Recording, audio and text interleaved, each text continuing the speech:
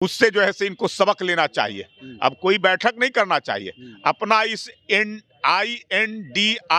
गठबंधन को अब समाप्त कर देना चाहिए, बंद कर देना चाहिए। रहा है कि 2024 के लिए ही इंडिया महागठबंधन बना है और मोदी जी को भगाना है, लालू जी को। अरे भाई अभी और ये 100 लंगड़े मिलकर करके एक पहलवान का मुकाबला करेगा। मोदी जी दुनिया के सबसे पॉपुलर व्यक्ति हैं, तो देश की जनता उनको बार बार रखना चाहती है। लालू प्रसाद यादव कहते हैं कि मोदी जो है हिंदू मुस्लिम करवाता है, उसको भगाना है 2024 में। देश की संस्कृति के रक्षक हैं, राम मंदिर का निर्माण कर रहे हैं। 525 वर्षों से ज्यादा दिनों से भगवान राम का जहां जन्म हुआ था, वो भगवान राम सिकंजे में थे। उन भगवान राम को अब 22 जनवरी को अपने मूल स्थान पर अपने घर में प्रवेश करेंगे। महागठबंधन जो अलायंस बनता है उसको लेकर के कई बैठकें होती हैं, लेकिन ये चौथी बैठक है जो दिल्ली में होने वाली है।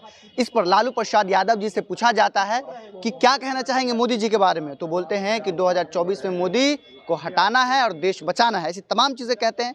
कैसे देखते हैं? दिल्ली में बैठक है, महागठबंधन की चौथी बैठक है ये महागठबंधन की 3 बैठकें हो गई, कोई नतीजा नहीं निकला।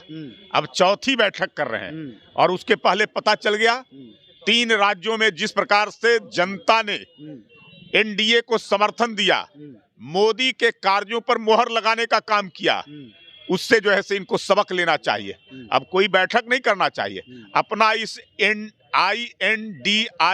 गठबंधन को अब समाप्त कर देना चाहिए, बंद कर देना चाहिए कि आगे कोई लड़ाई होने वाली नहीं है, आगे कोई मुकाबला करने की स्थिति में नहीं है। ये लोग बैठ करके खाना पूर्ति करेंगे, उसका कोई लाभ मिलने वाला नहीं है।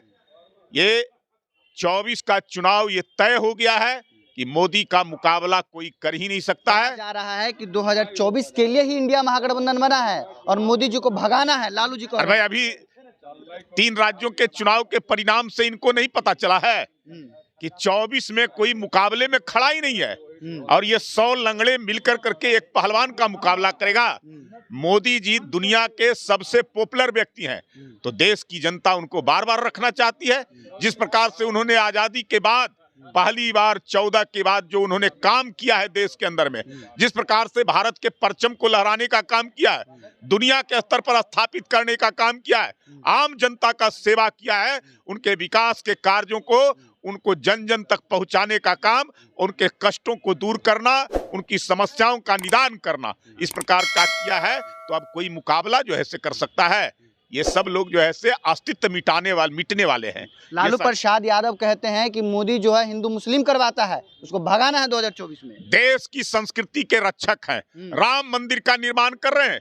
525 वर्षों से ज्यादा दिनों से भगवान राम का जहां जन्म हुआ था, वो भगवान राम सिकंजे में थे। उन भगवान राम को अब 22 जनवरी को अपने मूल स्थान पर अपने घर में प्रवेश करेंगे।